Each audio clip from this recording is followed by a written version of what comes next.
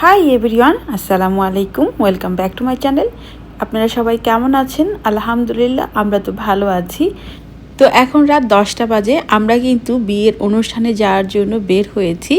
তো অনেকেই বলেন বাফলোতে নাকি 4টার পরে আর লোকজন বের হয় না, শীতে কাবু হয়ে যায়, আর তাছাড়া সব কিছু বন্ধ হয়ে যায়। তো তার প্রমাণটা নিশ্চয়ই আপনারা এখনই পাচ্ছেন। তো আজকেও বের হতে দেরি, তার একটাই কারণ, বাসায় মেহমানকে রেখেই বিয়ের অনুষ্ঠানে যাচ্ছি। আমি এই যে শাড়িটা পরেছি, শাড়িটা খুবই সুন্দর। এখানে বোঝা যাচ্ছে কিনা জানি না, না বোঝা যাচ্ছে না। আর এই জানাফেটারি আনা ম্যাজেন্টা অনেক সুন্দর লাগছে আমার, মাশাআল্লাহ নাইস লাগছে আমার ছেলেকে। তো যাই তারপর ইনশাল্লাহ বাকিটা। তখন কথা বন্ধ করতে হয়েছিল, তার কারণ হচ্ছে গাড়ির চলন্ত অবস্থায় ভয়েসটা ভালো আসে না, সব শোনা যায় না।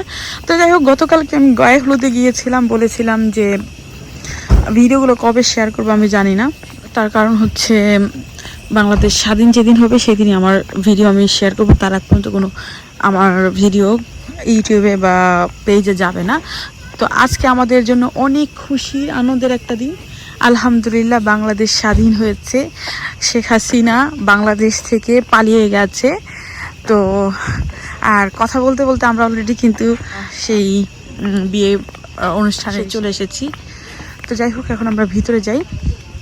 যে আমরা এটা কি বলে সেন্টারে চলে এসেছি, এখন ভিতরে যাই। তো কমিউনিটি সেন্টারের মুখেই সোহেলের ফ্রেন্ডসগুলো কিছু লোকজন ওয়েলকাম জানাচ্ছে সবাইকে, আমাদেরকেও জানালো।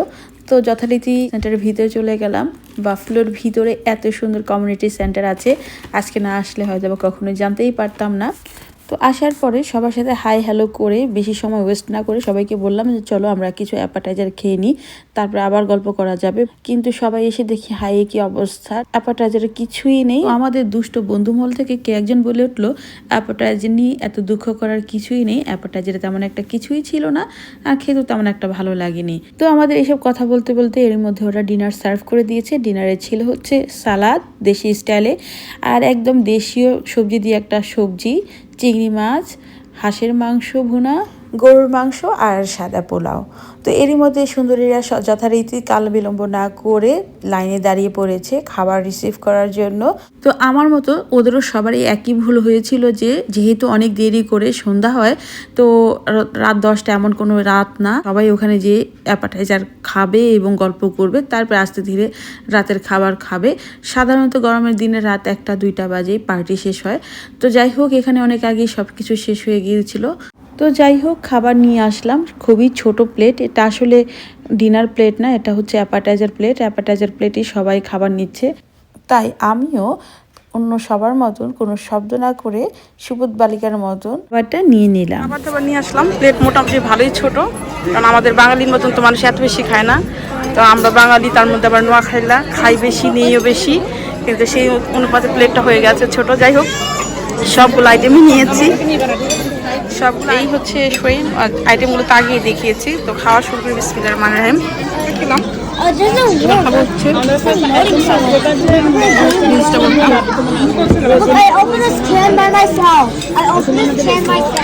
তো যাই হোক, আমি ভেজিটেবল এবং সালাদ আর একটা শিম খাওয়ার পরে আমার এই পর্যায়ে এসছে। এখন আমি খাবো হলো যে গরুর মাংস, যদি একটা হাত হাঁসের মাংস, সেটাও হাত ঝাল প্লেটটা ফুল হয়ে গেছে। যাই হোক, আজকে খাবারটা অত সুন্দর করে দেখাতে পারলাম না, এই জন্য দুঃখিত। তারপরে দেখেন, দেখে বুঝে বিয়ে বলে কথা, বিয়ের খাবার সবসময় সবার কাছে খুবই আকর্ষণীয় হয়, আমার কাছে আকর্ষণীয়। এই হলো প্লেটের সাইজটা, আর এই হলো আমার খাওয়া দাওয়ার অবস্থা। কারণ এগুলো সব হাট, আর এগুলোর চেয়ে বেশি খাওয়া সম্ভব না। আর চিংড়িগুলোর ভিতরে রক ফেলেনি, তারপর ঘৃণা করে খেলাম আল্লাহ জানে ভাতিটা। আর এরপরে নিয়ে আসছি যে ডেজার্ট আইটেম, ইয়োগার্ট ছিল, আর ছিল হলো সুইট। তো খাওয়া দাওয়া অলমোস্ট ফিনিশ। টেবিলের অবস্থা খুবই জঘন্য, অন্যান্য মানুষের টেবিল যথেষ্ট পরিষ্কার আছে, এই টেবিলে বোধহয় অন্য কেউ এর আগে বসেছিল। খাওয়া দাওয়া অলমোস্ট শেষ, কিন্তু এখন সবাই সব দিকে খালি ছবি তোলাতুলি করছে, এই আর কি অবস্থা। এই যে যার যার ওয়াইফরা তার হাজবেন্ডের জন্য গ্রুপ ছবি তুলছে, আমিও ছবি তুলবো, তার আগে একটু ভিডিও করে নিই। তো বাংলাদেশের রিচুয়াল অনুযায়ী এখন ছেলেকে চেন পরানো হচ্ছে। তো বাঙালি যেখানেই যাক না কেন তাদের রিচুয়াল ঠিক থাকবে, ছেলেকে চেন পরাবে, কেউ আংটি পরাবে। বাবা মা পরিয়েছে ছেলেকে চেন, এখন বাবা পরাবে হয়তো বা মেয়েকে। হ্যাঁ